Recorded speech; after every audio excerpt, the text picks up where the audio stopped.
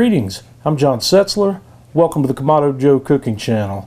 Today I've got a couple of really nice, thick Black Angus ribeyes, and I'm going to teach you how to do a reverse sear cook on those.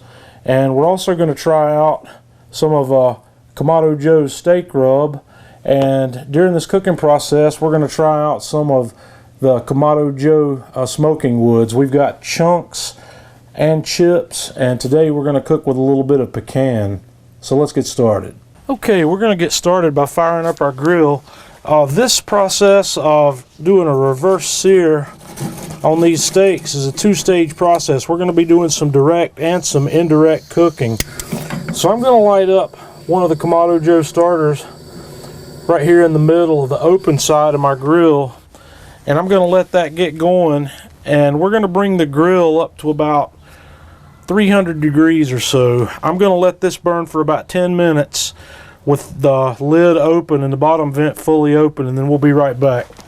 After our fire gets going, I'm going to close the lid. I'm going to leave the bottom vent fully open, and I'm going to open the daisy wheel fully on the top vent, and we're going to let the grill come up to about 300 degrees or so. We're going to do all our temperature control on the first part of this cook with the top vent, and this should get us around 300.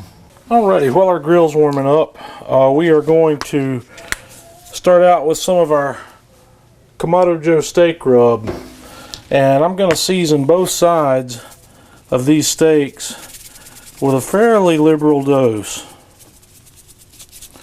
I'm going to pat that on and then flip these guys over and hit the back side.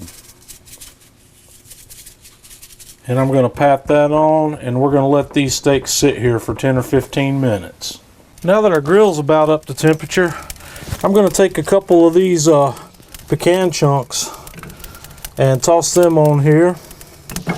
I'm going to put the lower grill in position, and then I'm going to set our indirect grill right up on top here, and we're going to close that up and let some smoke get started.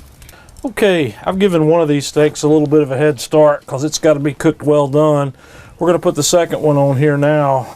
That's mine. That's going to be medium rare. So what we're going to do is I'm going to cook this one up to about 130 degrees, and I'm going to cook this one up to about 160 degrees, and then we'll come back for the next stage. This is going to take 30 minutes probably, maybe even longer, so I'll give you an idea of how long that takes to get that medium rare one up to temperature when we come back. Alrighty, it took my medium rare steak about 50 minutes or so to get up to the temperature I wanted, at about 130 to 135. So what we're going to do now is I'm going to take these steaks off. I'm going to wrap them in foil. And the next thing I'm going to do is I'm going to open the top vent fully, and we're going to let this grill get screaming hot. And we're going to come back and put a sear on both sides of those steaks. Okay, we're up to over 500 degrees in the dome. So we are going to unwrap these foiled steaks, and we're going to toss each one of them on the grill. We're going to sear for about 2 minutes on each side.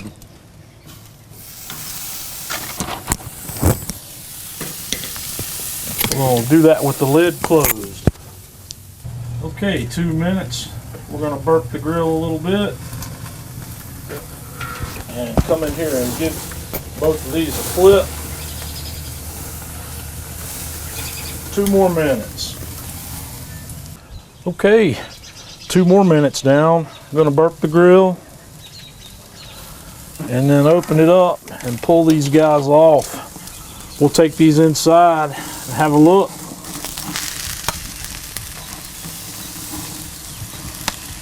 Okay, we're going to carve into this medium rare steak and have a look. Man, that thing's just butter tender.